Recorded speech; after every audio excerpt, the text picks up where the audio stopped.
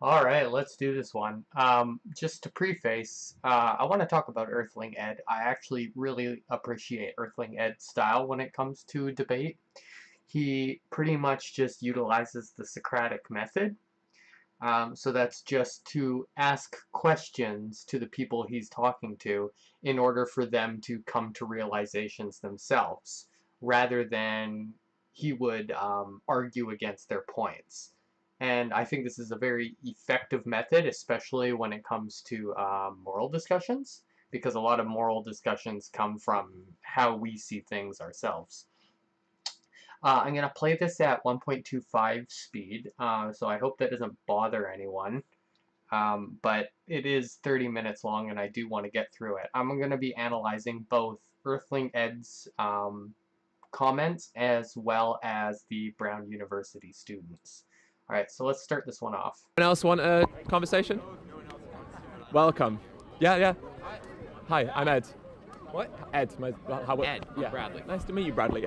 Please take a seat. Are we still good to go?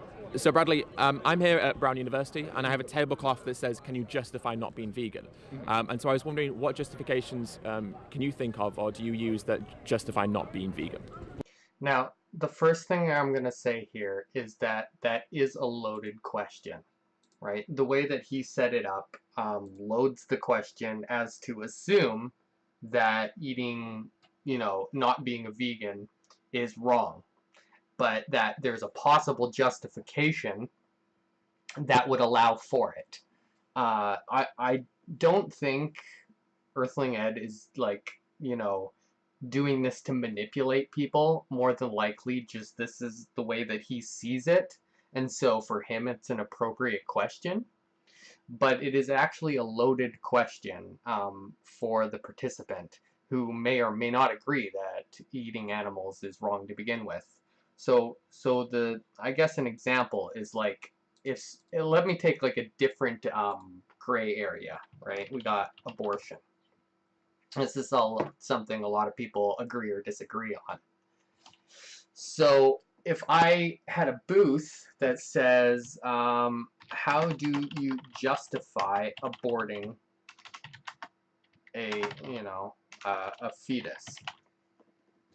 If that was the question that I was putting forth to people, it would already imply that aborting a fetus was wrong and that you have to come up with a reason why it's okay. Right? And that would be different than a neutral question like, is aborting a fetus wrong? Right? That's more neutral. We're not saying it's right or wrong. We're not loading the question in a certain way. Or you can say, why do you think it's okay to abort a fetus? Or something along these lines. When you use the word justify, this isn't just like a reason. Justifications and reasons aren't the same thing. A reason, I eat or I go for a walk, might be for fun, right? But I wouldn't say that's a justification for going for a walk, right? If I said a justification for going for a walk, and I was to respond, well, it's fun, right? Somebody might say, well, then do you think it's okay to do whatever you think is fun? What if I thought murdering people was fun? Could I go ahead and murder people? And these are the sorts of problems when it comes to using a word like justification rather than a reason. These aren't always the same thing. So this is just something I want to point out with. I think the question starts loaded, and I don't think that's a good start. But again, I don't think Ed's doing this on purpose. He should start from a neutral place of finding out whether or not somebody actually thinks eating meat is wrong. And then if they do think it's wrong, but they still do it anyways, then ask for a justification. That would be a good time to use that word. All right, let's get back into the video here. Well, okay, so I think it's any argument you put for the morality of any action. Yeah. there's basically nothing that you can say that you can't poke some sort of hole in. So I would be interested to hear what would your like positive argument be for like why eating meat or drinking milk or eating eggs is wrong. That is a very good response. That is very in line with something I would say. I would say that I shouldn't have to justify it. Show me why it's wrong first. For the most part, when it comes to neutral events like taking a walk, the justification for that is there's nothing wrong with it, right? It's the absence of wrongness. That's my justification, right? And that would be for, you know, eating a banana or taking a nap or anything else. All my justifications are going to come down to this statement. There's nothing wrong with it. There's nothing that I see that should give me a reason to not do it. So it's good to turn it around and say, look, this is the wrong way to have a moral conversation. You start telling me reasons why I should think it's wrong. I think it comes down to an issue of necessity. And so in times of necessity, we can justify an action that could cause harm to someone else. And so let's take... See, now you're seeing Ed go back to his perspective. And again, I don't think he's doing this maliciously, but this is how Ed sees it, right? Ed thinks eating, right? So we got Ed. This is eating meat is wrong. Brown student, eating meat is not wrong, right? So for Ed, justification makes sense because he can think of some justifications. Justifications for Ed would be necessity, right? And we'll be more specific because, you know, we don't like the vague usage of necessity. Need to survive. He would consider that a good argument to eat meat, right? If you have to do it to survive, he can't really see a reason. But for the Brown student, you know, his justifications right now is absence of wrongness. So they're kind of going to be speaking past each other a little bit here, and that might cause some problems in the dialogue. An example of a human situation. And so there was a plane crash in the Andes, I think in the 1970s, and the survivors of the plane crash survived and lived to tell the tale because they cannibalized on the dead flesh, or the flesh of the other dead passengers. Yeah. And so in that moment, we'd argue that cannibalism became a morally justifiable act. And so likewise, if we had to consume an animal product to live, that could become a morally justifiable act. But in a contemporary society, especially in the US, where we have an abundance of alternatives, where we can get all the protein, calcium, iron that we need from plants, it then becomes that there is a lack of necessity. And therefore, a lack of necessity means that it's impossible to morally justify the action because the action contains a victim. And so there's the ethical side of it, the moral consideration to animals. There's also the environmental aspect and the fact that raising and consuming animals is devastating for our environment in so many different ways. And so that's why I pose this question, because I believe that the logical and moral emphasis lies on the side of vegan, but I think that most of us go through life without ever having to justify not being vegan. And because we've never justified it, we've never thought about it or be held accountable for those decisions. So there's a lot of points that Ed made there. Hopefully you guys don't need any of this. Ed, you know, he compares justification of cannibalism to animal eating, right? Like if you have to do it, then it would be justified, right? But this would only speak to someone who already puts cannibalism or just eating people in general and animal eating in the same category.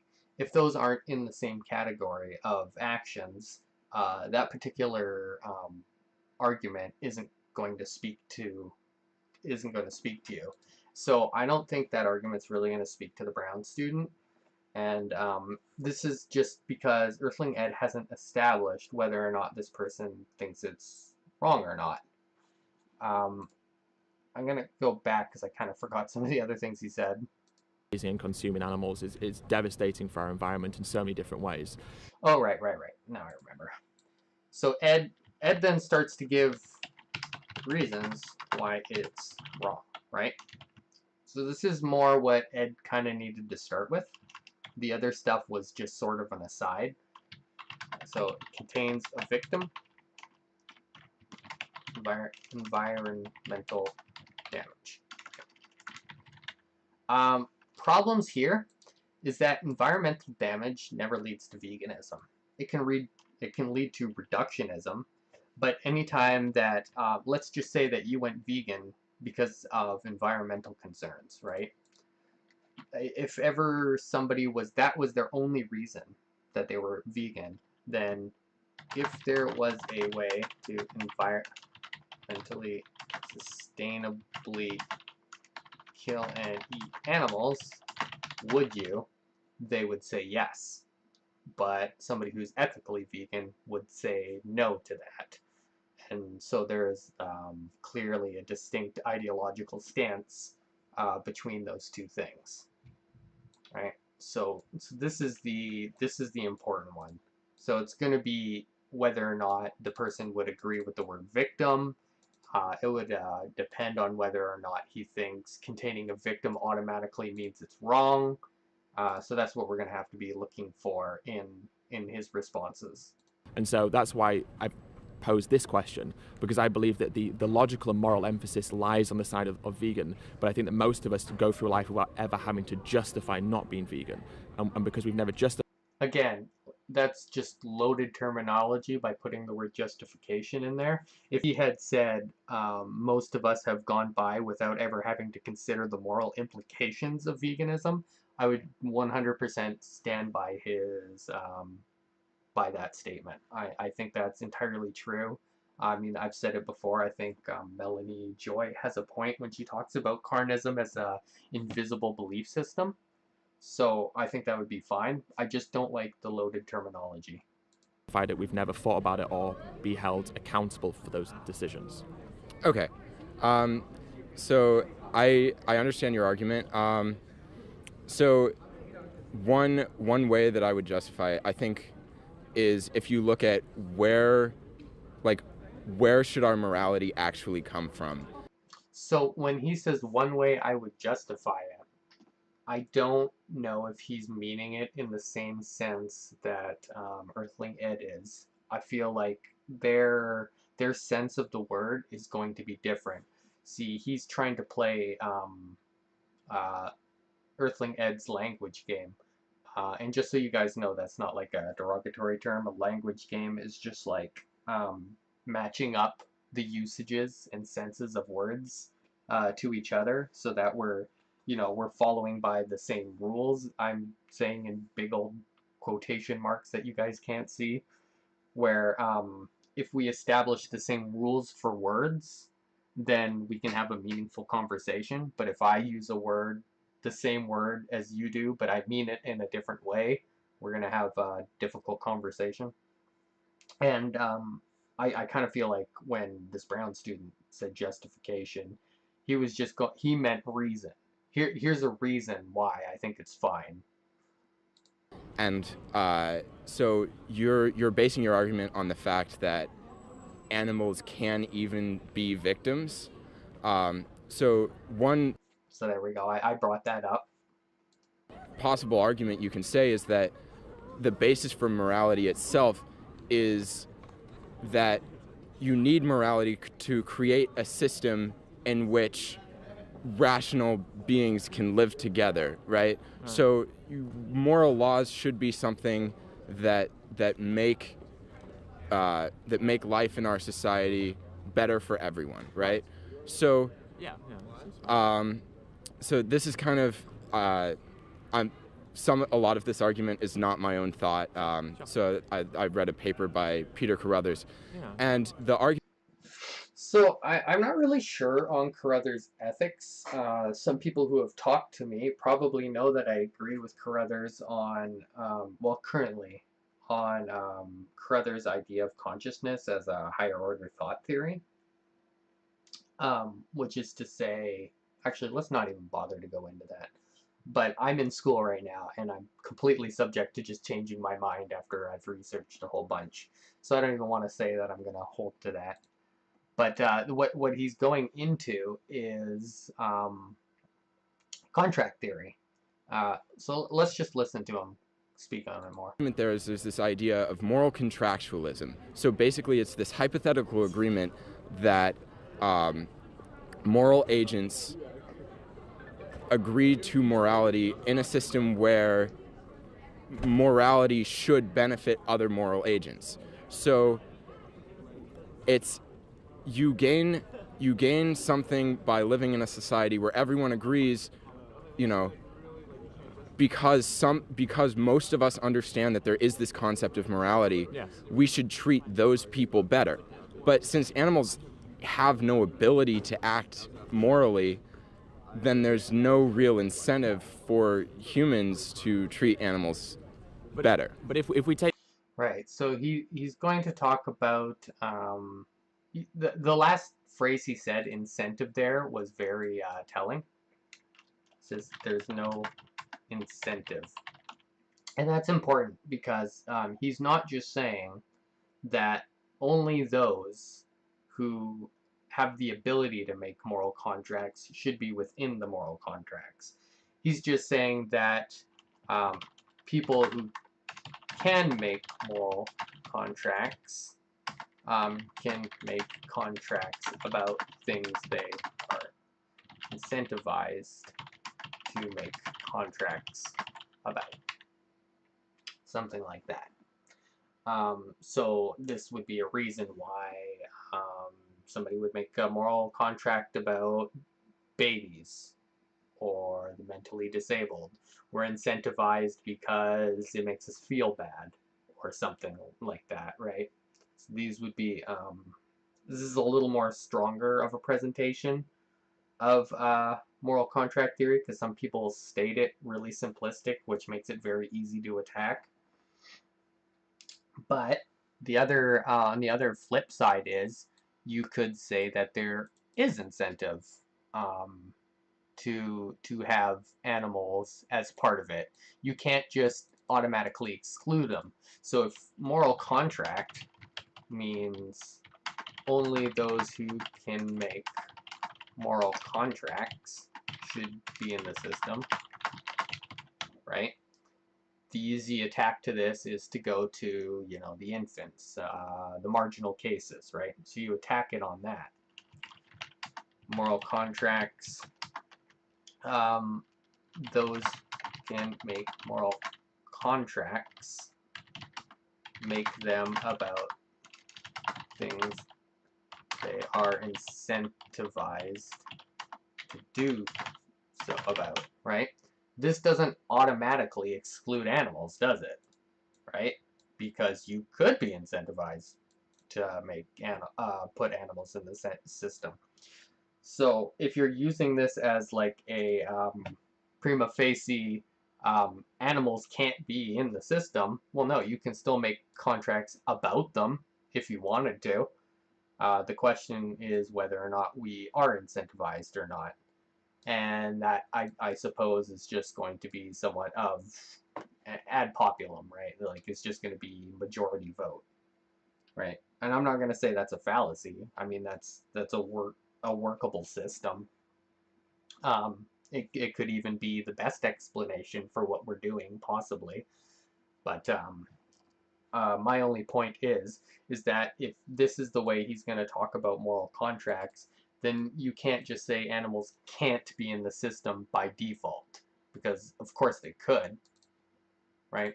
And then somebody can also make the argument that, you know, well, you know, our feelings would be better if we included animals, right?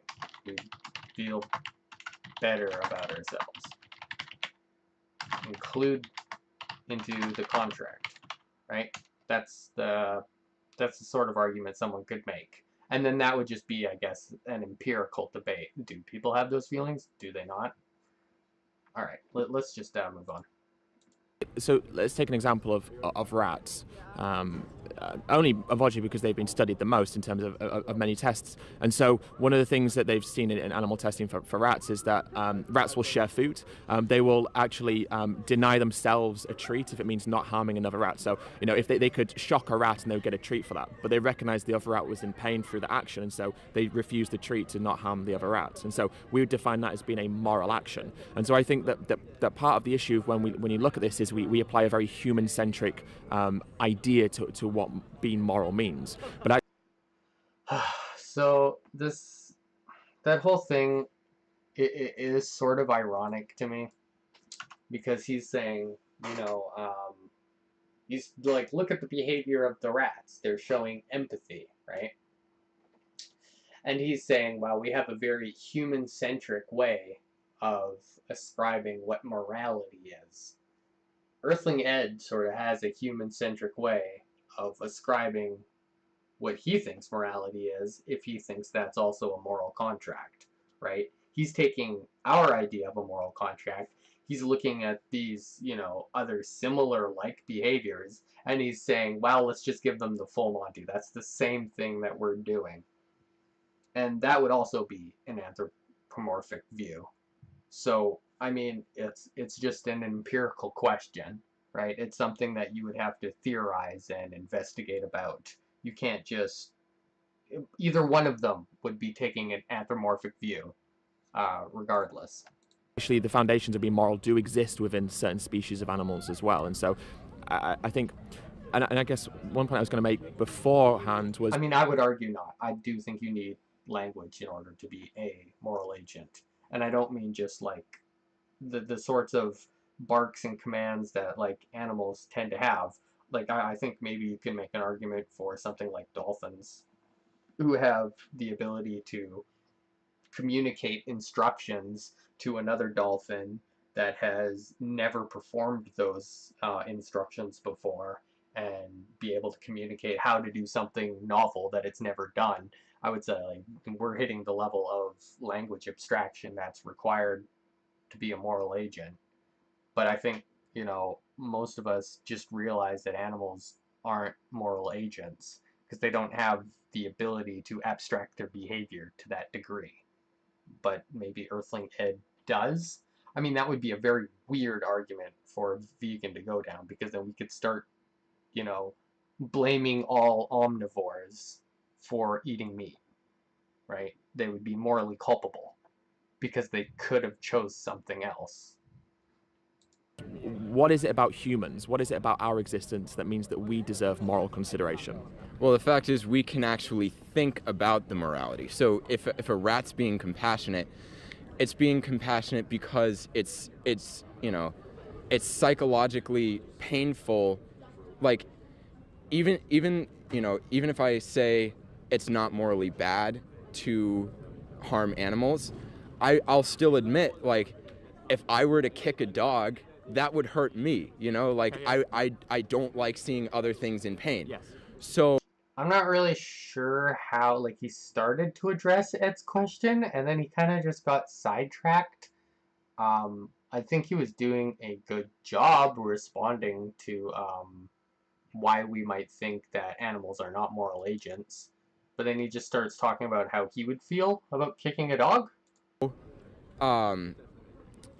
it's that same kind of reaction for rats, but the difference for humans is that we can actually think about it. We can actually think about, okay, Actually, you did tie it in just fine. He's talking about the difference between, like, a psychological, like, reaction to something versus, like, the abstraction of it.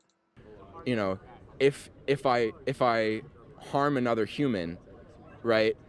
Not only is that painful for me to watch another human be in pain, Yes. but that also has other consequences on that human's life, and I can think about a larger, rational picture of morality beyond just, the immediate compassion of, oh, someone else is in pain, I don't like that, that's painful for me too.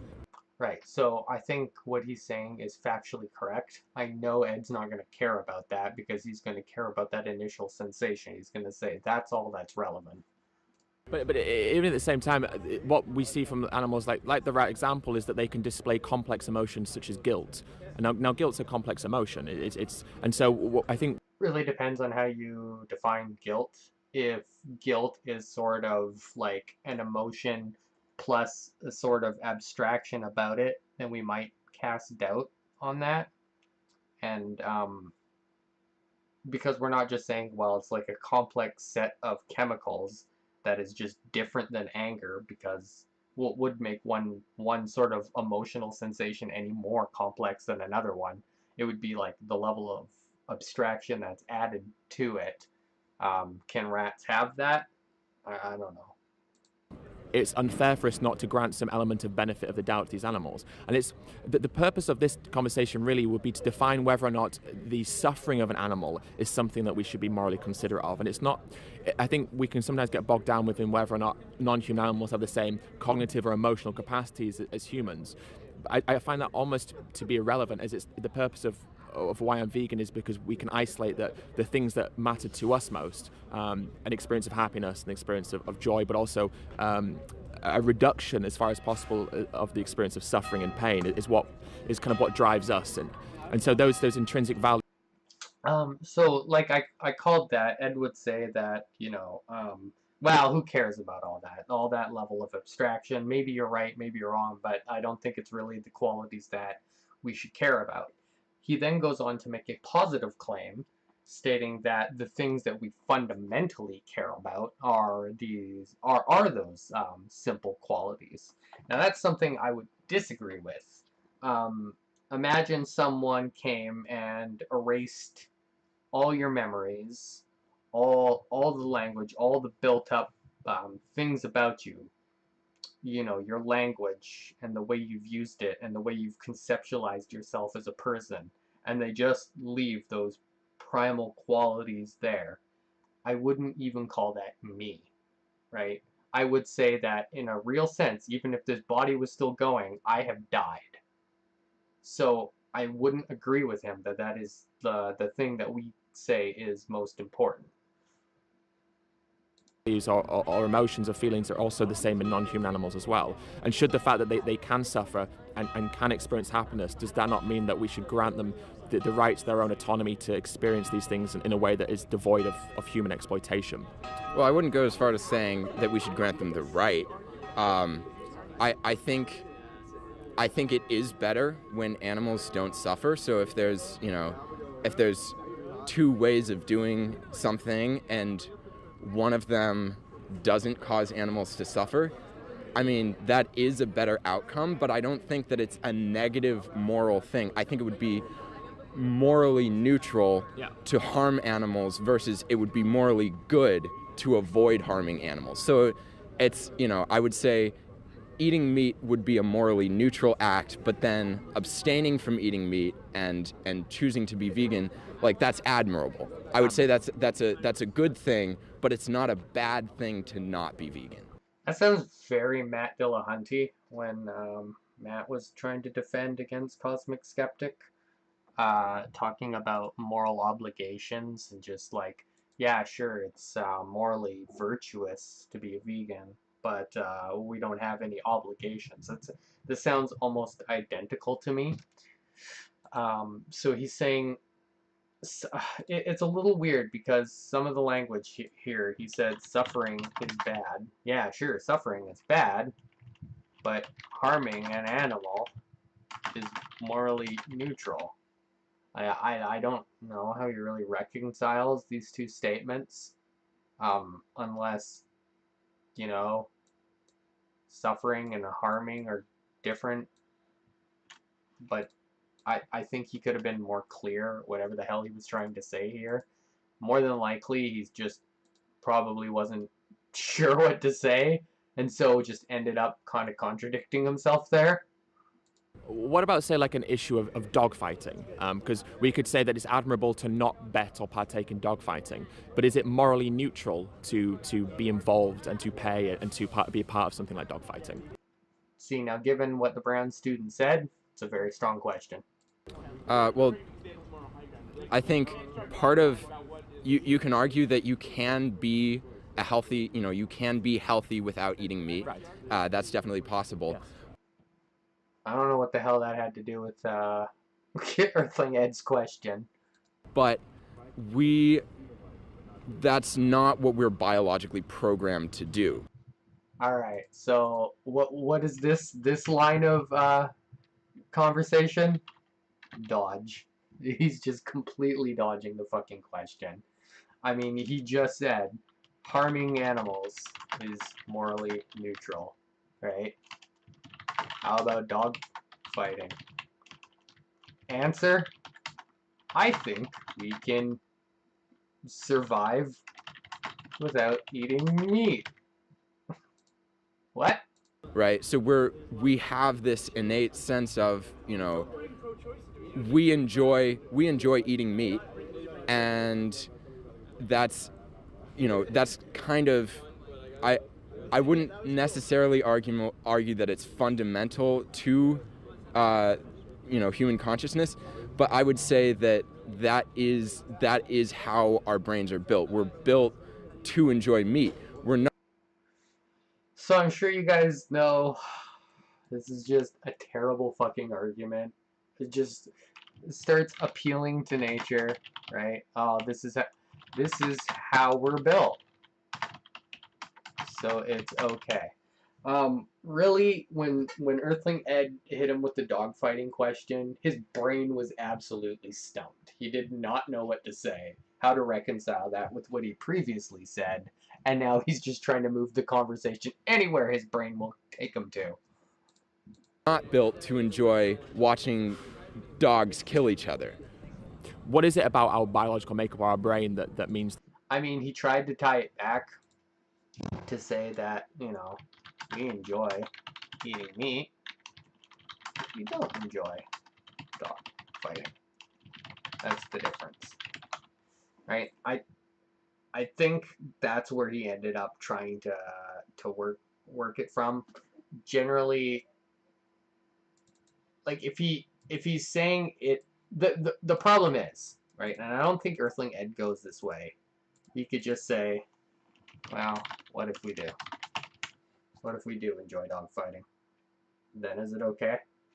Like if I, Earthling Ed, would have a great time watching some dog fighting, are you okay with that? Because you said harming animals is morally neutral. That we are hardwired programmed to consume animals. I mean, we are omnivores. There's the way that our digestive system is built, the way that our mouths are built.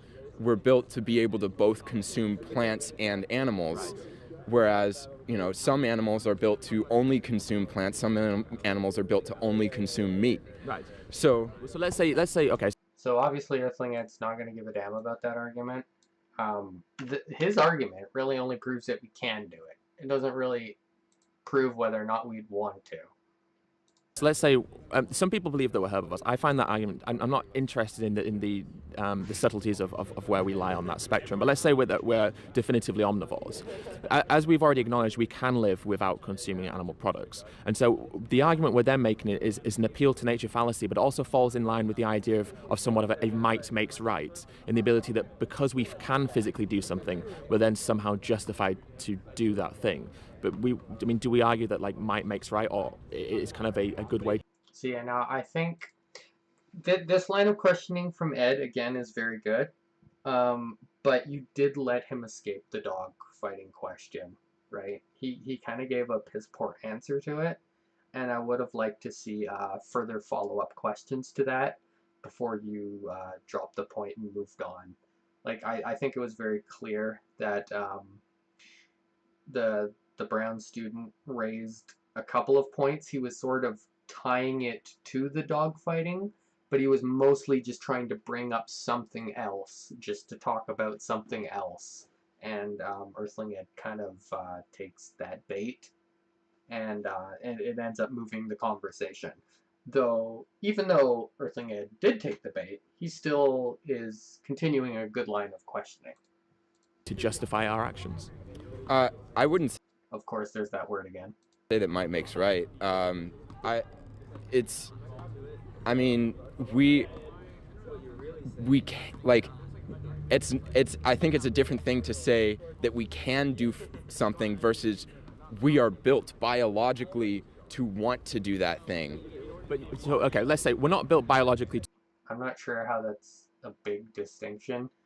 So we're built biologically to want to do something. Is he saying that therefore things that we were built biologically to want to do, we should be able to do, right? Because I think a lot of people would probably say, well, that justifies rape or other such things. Or if I'm angry at someone and I just feel like strangling them, can I just go ahead and do that?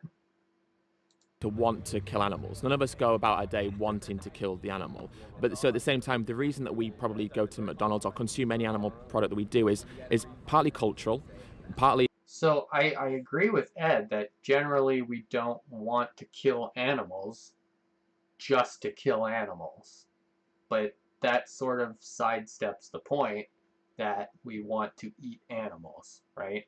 And we know that killing animals is a necessary step to go about that. So I think Ed is sort of misrepresenting it by saying that, what we really is by implying that what we would have really wanted was to kill animals. That's what would have shown it, but that's not the case. How we're raised and also I guess habitual as well. And so because we've done this throughout our whole lives, I don't know how old you are, I'm 24, but went vegan at 20. So up until that point, I'd always eaten these products. And so I could say, well, my brain is kind of naturally hardwired to do this. But I would more make the argument that it was a cultural form of conditioning, so to speak, that it's something I'd always done.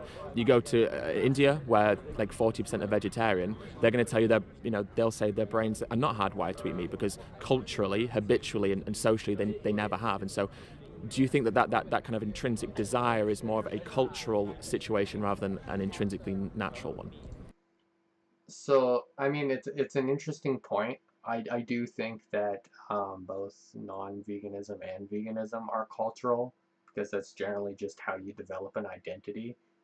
Um, you know, Before we were living in these big cities, the majority of people were just farmers. This is before mechanized agriculture. We needed a lot of agriculture, and before that, we were hunters, right? So a lot of us, um, we had already the innate desire to go hunt and kill animals. Um, but then I don't mean for killing's sake. I mean just like, well, I'm hungry. I'm going to go kill this animal. I want food. Um, so I really think it's cultural either way. Either way you look at it. Um, I guess What was the that question? you can always Think that kind of intrinsic desire is more of a cultural situation rather than an intrinsically natural one. All right. So he's gonna say, well, because in India, 40% of people are vegetarian, right? Maybe you're only eating meat because of cultural reasons. I mean, I would argue that if there was one sort of innate, which one I had to pick, which one was innate, I would probably just say meat eating is innate. And it's veganism that's more cultural. If you're looking at India as an example, I mean, you're still looking at a very minority position. And if you look over history, for all of human civilization, you're looking at a lot of meat eating, right? So in order to change an innate desire, you would need a cultural shift, right? And that's probably a better explanation for what's happening in India, rather than it's innate that we don't eat meat, if that's Ed's point. um, I guess that you can always find examples of cultures that didn't have some practice. But I think as far as meat, you know, you obviously gave a few exceptions, but I think the general rule is Yes. most people in most places do eat meat, Yes. and there's outliers like India. Yes. Yeah. But Yeah. I would say still that doesn't prevent the general rule from being humans are built as omnivores. And so, do you think that the general rule should define what we deem to be acceptable moving forward? I mean, I'm saying if we think historically, what was the general rule historically would not necessarily be considered as being justifiable today. Normally, I would say that if you went down this line of questioning that Ed was doing, it would be very dishonest. But that was the way the Brown student originally started into this topic, is by giving it as a justification or a reason we should be allowed to do something. So I think Ed's very justified to throw it back at him like this. And so, do you think that the part of the reason we feel this way is because we're still stuck in the paradigm of today? And so we lack somewhat of a self-reflection to say, well, actually, this is something we should assess because, well, we're part of that. It's almost like a bandwagon effect, I guess it would be called like a false consensus bias, the idea that because everyone around us is doing it, that somehow makes it acceptable. But with historical context, that isn't always the case. Well, I would say, I would say like in any historical situation of injustice, I would also say that it's hard for me to go all the way to saying like it isn't a negative to be a part of a historical injustice if that was the norm for the time. But I think it's definitely more of that situation, and then you're a particularly good person, if you oppose slavery in the 1800s. Yes. Now, I'm not really sure why the Brown student's going down this angle. Is he trying to admit that he's part of something that's wrong, like slavery, and that it's not so bad because I was, just a part of my time? Oh, or, I mean, is that what he's saying? Because earlier it was like, it's not wrong. Now it sounds like he is trying to justify it. Maybe that's because Earthling Ed just keeps using the word justify in order to, prime his mind into thinking like that. But I'm not really sure. So I realize it's kind of bad for me to go all the way to saying like, oh, well, people who had slaves weren't bad, they just like weren't particularly good. Like I realize that that's kind of a flaw of my argument. So it's like a morally neutral position to have slaves in the 1800s. I'm not saying that's what you're saying, but that the consistency of the argument you're using would suggest that that's what would be the consistent. No, I think that's right. End to that. Essentially, yes. Or it's pretty funny that he just like admits it too. He's like, yeah, I think that is what I'm saying.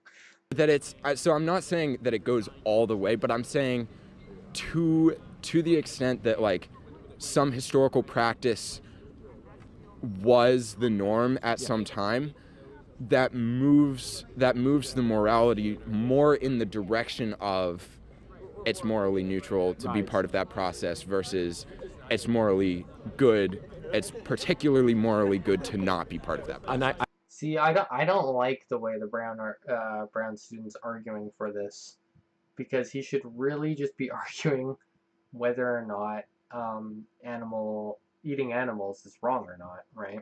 If he feels it's not, just argue from that position. And when you argue like this, you make it just sound like you're admitting that it is wrong. And I don't know if he's really done that or not, or maybe he's getting convinced. I'm not really sure. I do understand what you're saying by that because of the cultural aspects, the kind of the paradigm suggesting that's acceptable. And so if we established earlier from your own admittance that to be vegan would be seen as an admirable act, right? And if it's therefore seen to be an admirable act, then why isn't that an act that we should strive to be? Why wouldn't we want to be admirable in that sense? I mean, well, there's a lot of things that you can. It's more good questioning from Ed. Ed's asks very good questions generally when he does this sort of thing.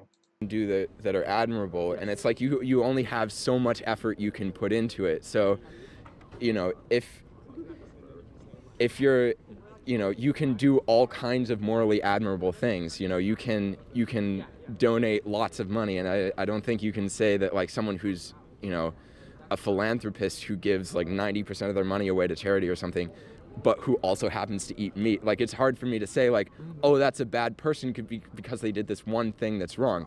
So you because they did this one thing that was wrong. Well, is he saying that the animal eating is the one wrong thing? Or is he just saying that, giving away money is like not eating animals? They're just goods, but the opposites are just neutrals, because that seemed to be where he was going before. But then the last addition to the end of that sentence might make me think that he was saying eating animals is wrong, but I'm not really sure.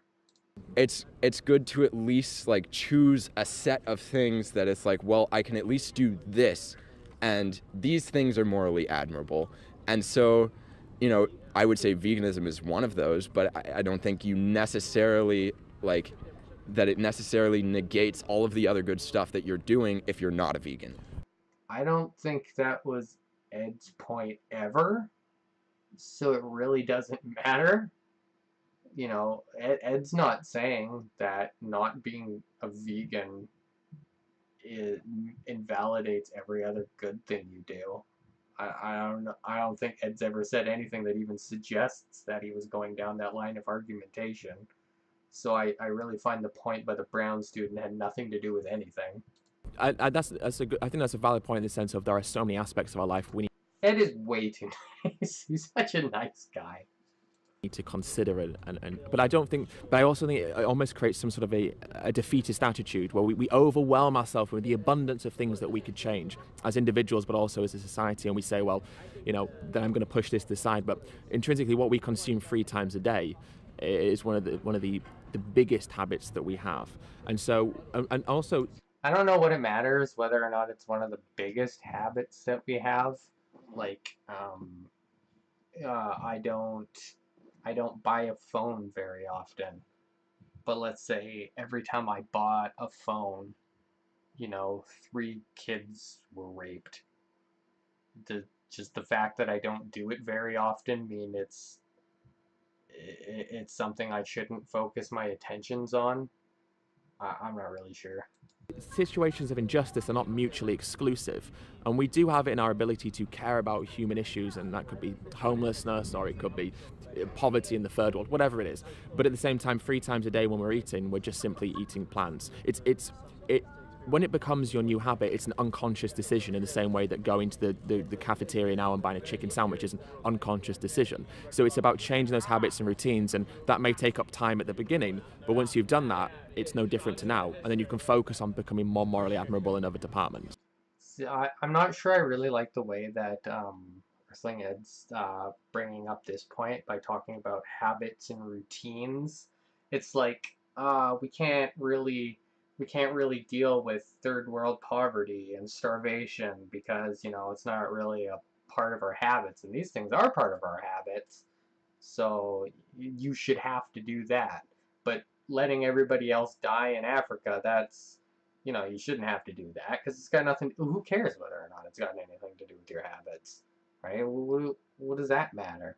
I mean, if I was steel manning Ed, I think he's really just saying that this particular change is easy, right? It's an easy change. If you consider this to be a wrong thing, then it's an easy fix, whereas then the other things are a harder fix. But he shouldn't talk about them like you don't have to deal with them because they're not a part of your habits. These things are your habits, so you should have to deal with it. But those other things, don't even worry about it. We'll just push those to the side. And I'm not saying that's exactly what he's saying. He's obviously not saying don't address them, but he's lowering their importance in comparison to his vegan message in a way that I don't think is fair. For me, the problem I see is I don't understand why we wouldn't do it. That's if we have that power, we have that control to do it, and what happens to animals is directly influenced by we as consumers. Then that means we can empower ourselves to know that we can change something that we deem to be, even at the best scenario, morally neutral. But I would say to be morally deficit. Well, the fact is, like, with our current with the current economic market, basically just about anything you do is harming someone, right? Like, That sounds like Vosh, the ask yourself versus Vosh debate. You know, all purchases under capitalism are evil. Uh, I mean, the obvious answer to that is they're not equally bad, right? You can still do comparatively things, you know, especially if something was superfluous. Like, I decided to buy a joke whoopee cushion, and, you know, 10 people get murdered if I do.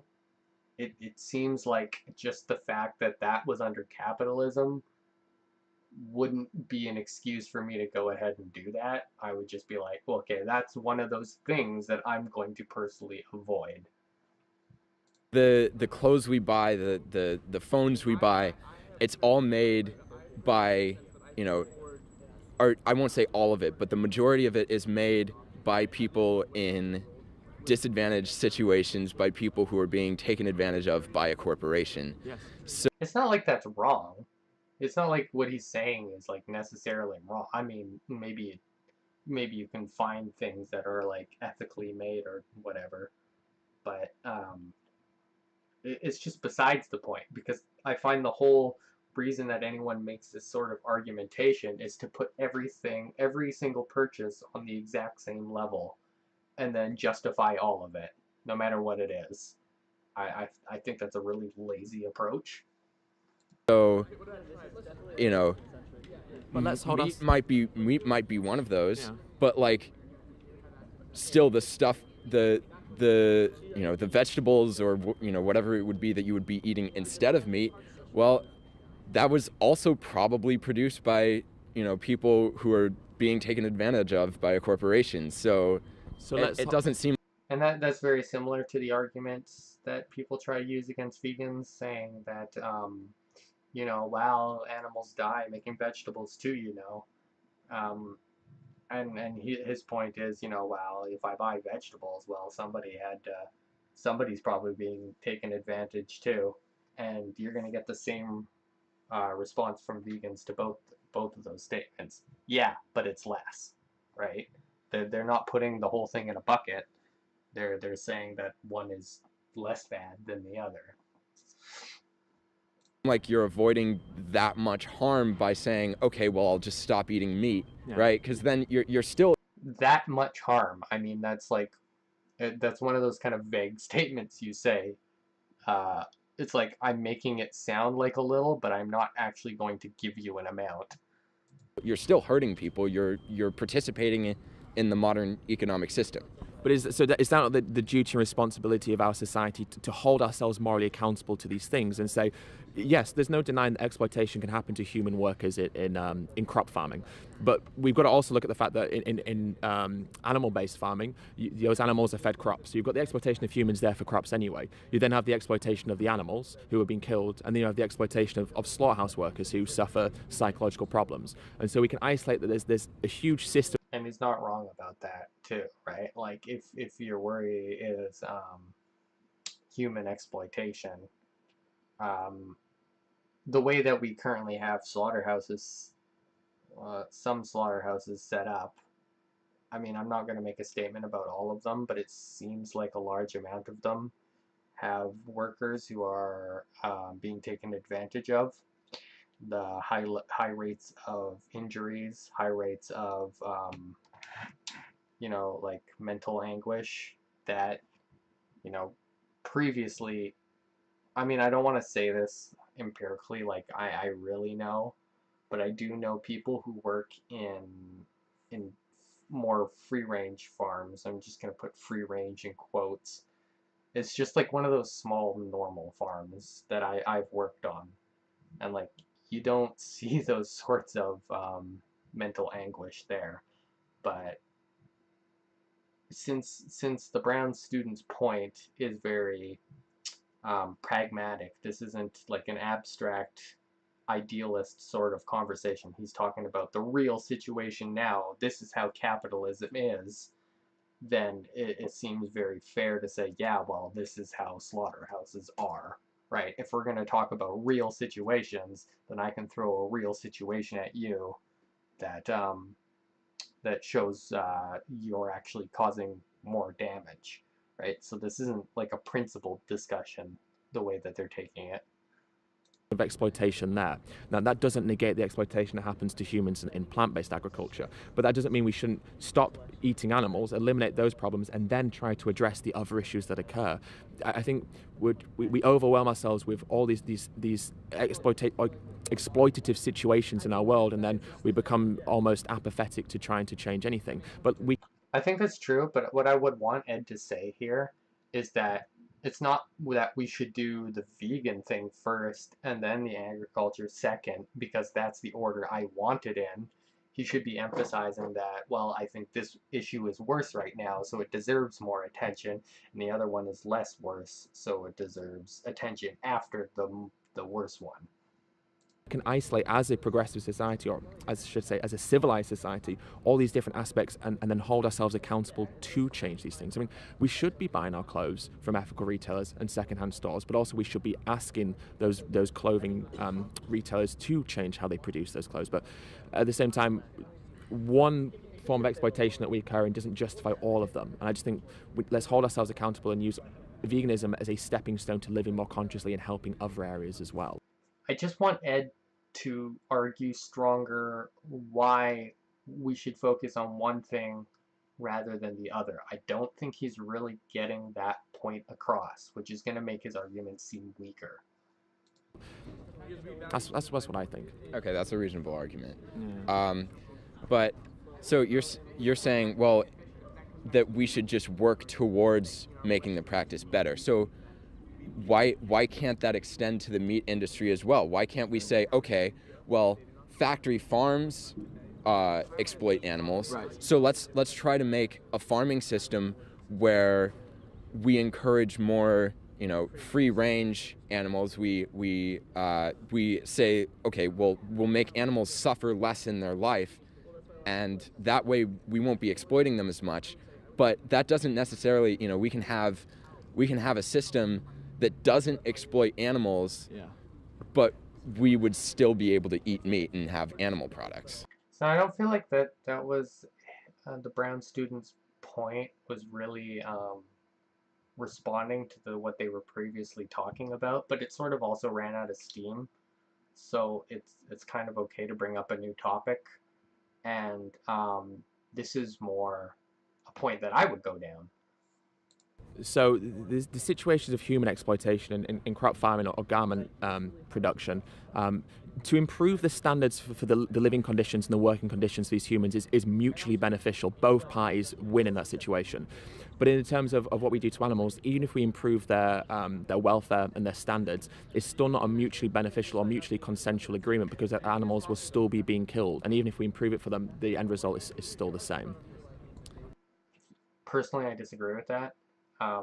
Mutually consensual, of course not. Like, we're never going to be able to have that level of communication with a cow or a chicken. So we're not going to get consent, but I don't think that's really relevant. You don't really need consent from something that cannot give consent. But when he talks about mutual beneficial, that's not impossible, right? Animals have, in the wild, they have a certain quality of life that's not exactly unbeatable, right? You can get riddled with diseases, you can get torn apart by hunters, you can constantly be starving. A lot of these things can, even if you're not killed by predators, maybe you're being chased around a lot, fearing for your life. These are a lot of things that a farming situation can take away and improve for an animal. So I wouldn't say that it's not mutually beneficial. Lives will probably be shorter, right? Because it's not really economic for us to keep a cow around during its entire adult life. it would be more beneficial for us to kill them. But that doesn't say we couldn't give them a higher quality of life than if they had in nature. Like, that's not exactly impossible. I wouldn't even say it's all that hard. Well, I don't agree that killing animals is necessarily morally bad. I would have loved for his arguments to just start there, right? Because a lot of the shit he was doing before was just sort of giving the runaround, and this should have been his pivotal point. Things should always go back to that. It's not beneficial to the animals. I think a lot of what's wrong with killing humans is the fact. Beneficial, I think what he means is trying to say, it's more beneficial for them to live longer.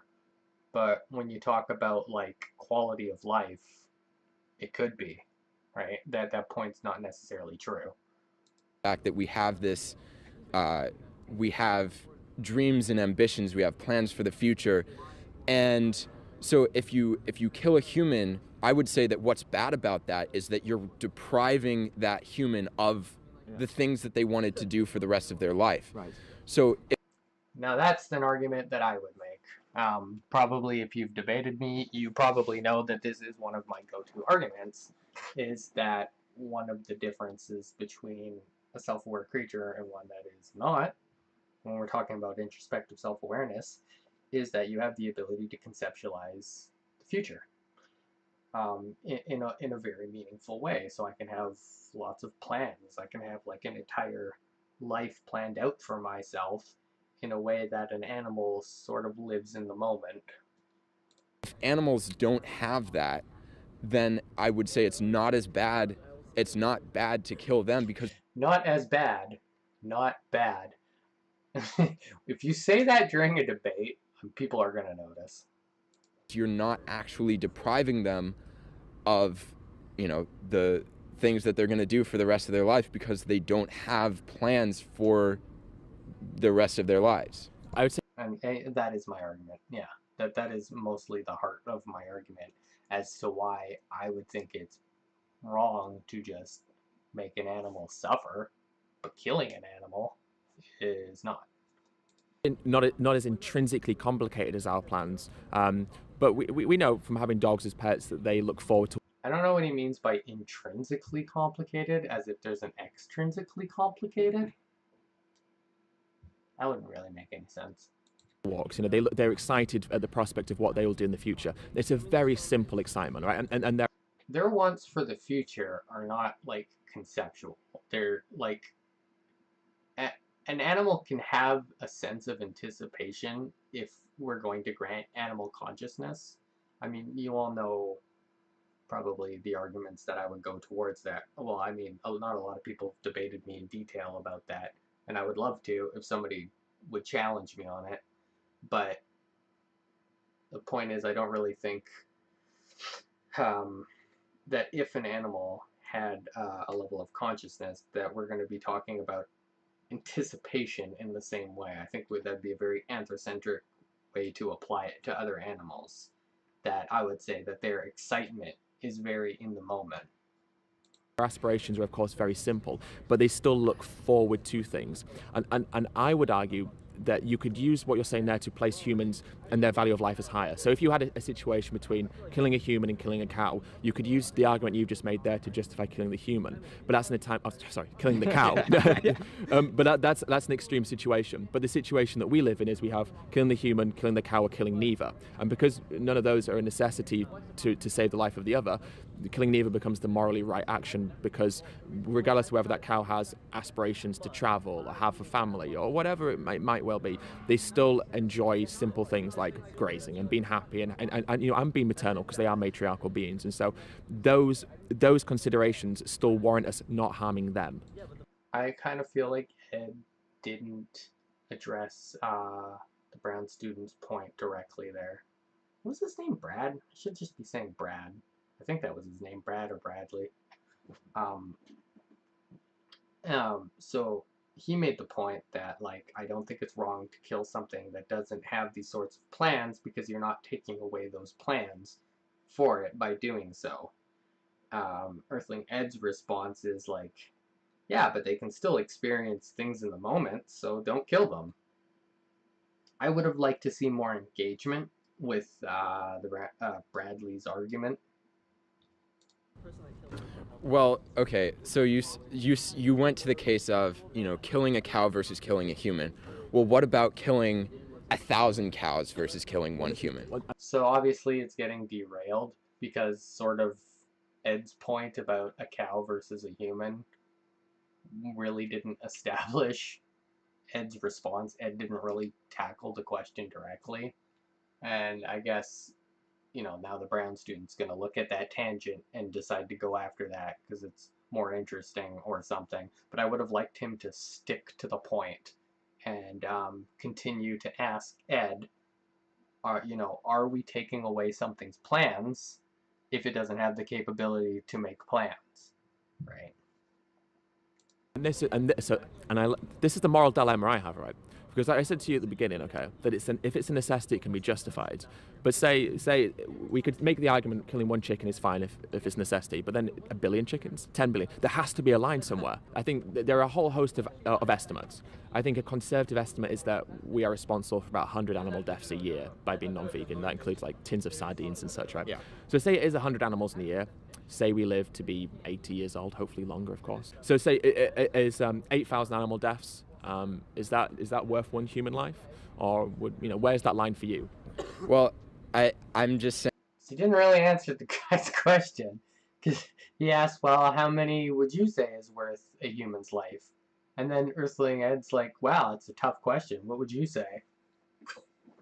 Saying, like, I don't know exactly where the line is, but the thing is, like, you're admitting, like, you don't really know whether 8,000 animal deaths is worth one human life. So, it's hard to quantify, and really the only thing that humans are gaining by killing animals is that we enjoy our meals more. Yeah.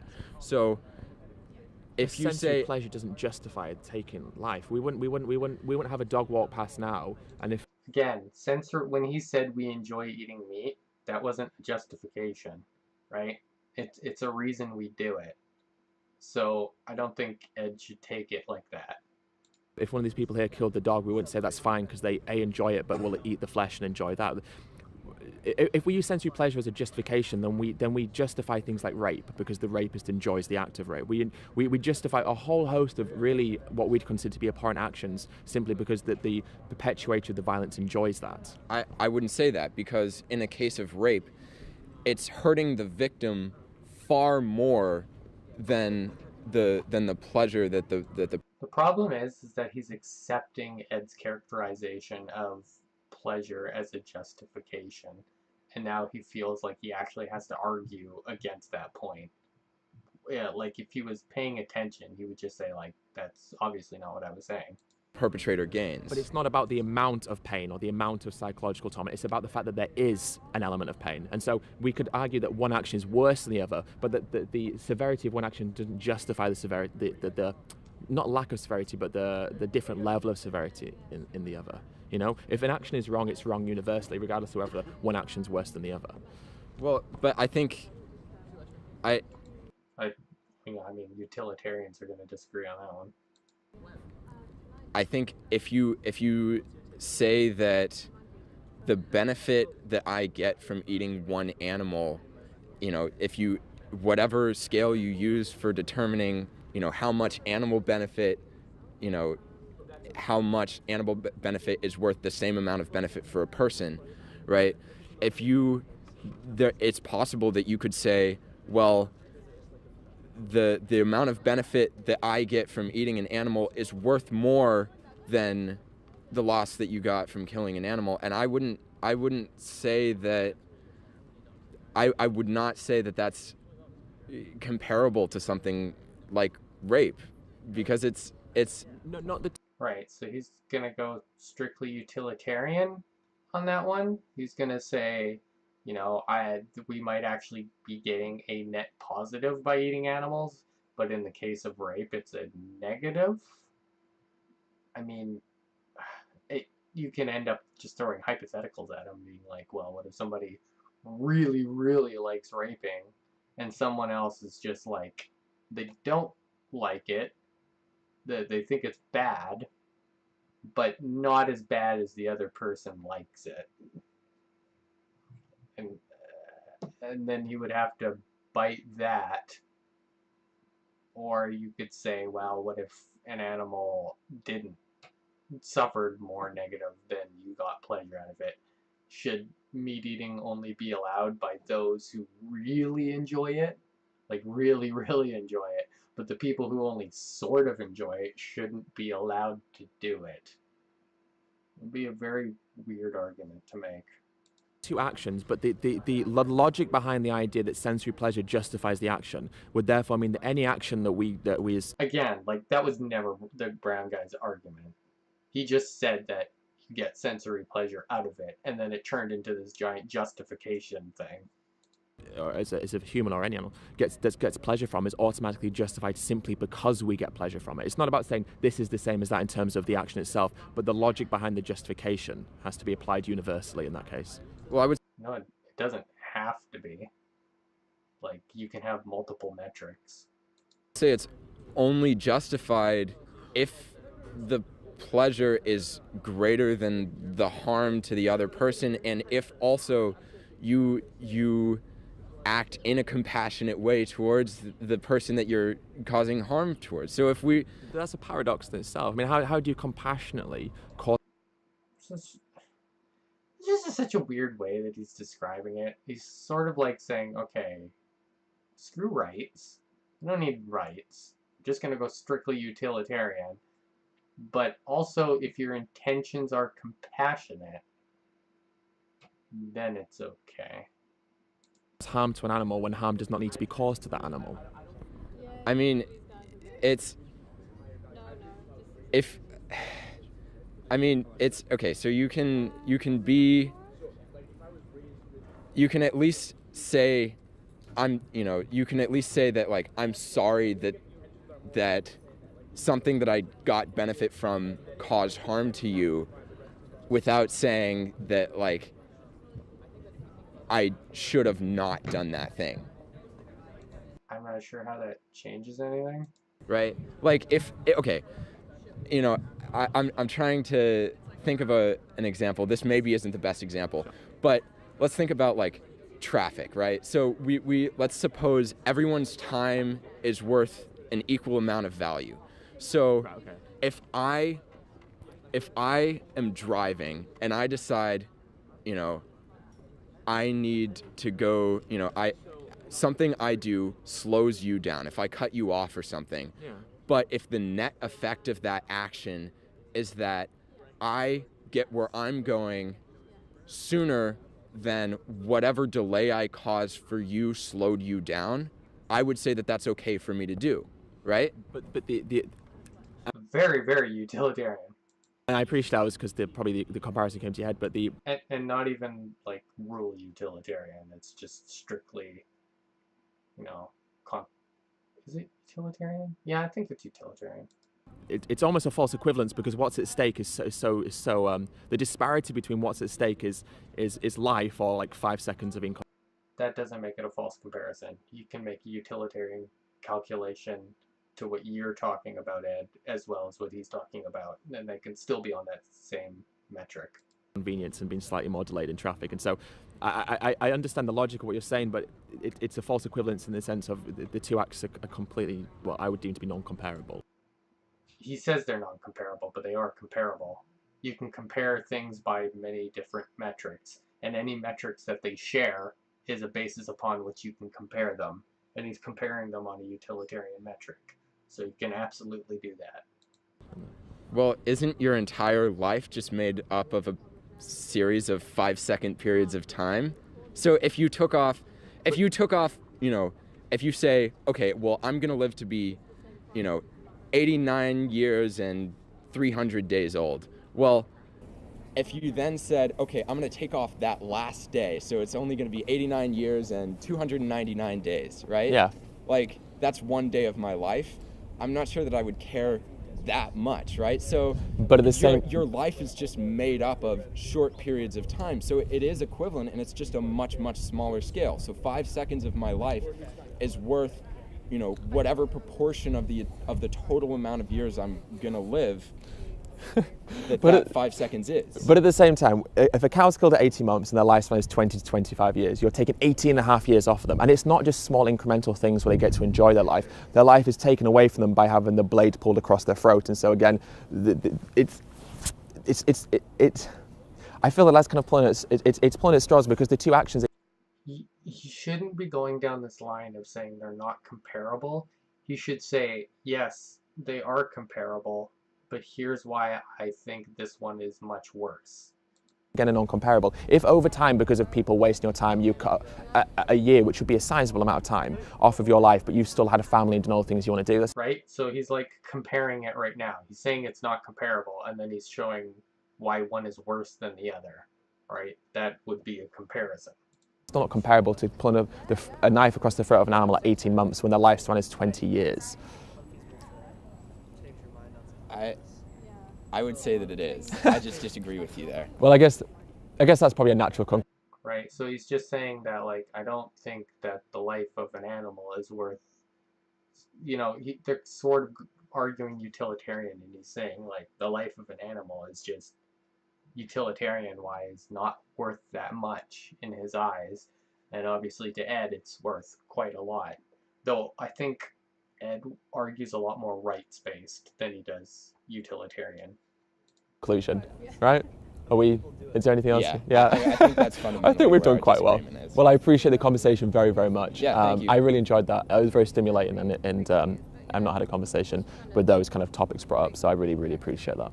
I'm sorry, I forgot what you said your name was. It's Ed. Ed. Yeah. Right. Was Bradley? Yes. Oh, that's quite Yeah, I impressive. did remember. Right. Lovely to meet you, Bradley. Yeah, Thank you lovely to so meet much, you. and have a wonderful day. Yeah, you too. Yeah, I appreciate that. Take care, man. You too. Thanks, Bradley. Ed looks a little defeated after that, not because I'm not saying, like, oh, he debated badly, but I think he would have liked that conversation to go a little differently, and I'm sure Ed always feels disappointed, you know, if he can't get his message across. So I mostly wanted to just analyze how the arguments could have been stronger on either side. I feel like Ed's usage of justification really sort of tempered the discussion in specific ways that more neutral language would have been better for them to understand each other's views. I think the Brown students, the way that he described a lot of his positions, were obfuscated because of that sort of loaded terminology. So whenever someone gives you a reason why they do something, you turn it into a justification for why they did that thing, and then you attack it, when that's not necessarily what the discussion's really about. So if you want to really steelman someone's point of view, you have to put it in a very neutral way in order to fish out what it is. That being said, I don't think the Brown student really stuck to any topic too well. I feel like he moved the discussions a lot, especially with the dogfighting one. That was the one that needed to get attacked the most, right? Because that's one of the harder things for most non-vegans to talk about whenever the animal rights comes up, is it's not really the difference between humans and animals that most people really struggle with. It's generally dogs versus pigs, right? So once you say, you know, harming animals isn't necessarily bad, it's just good not to, right? And then you bring up like dog fighting, or how about I just cane this dog right here. It tends to just like end up fighting that statement. Now, my general counter argument to it as a non-vegan is to just say, yeah, just beating animals is bad, right? Don't beat animals.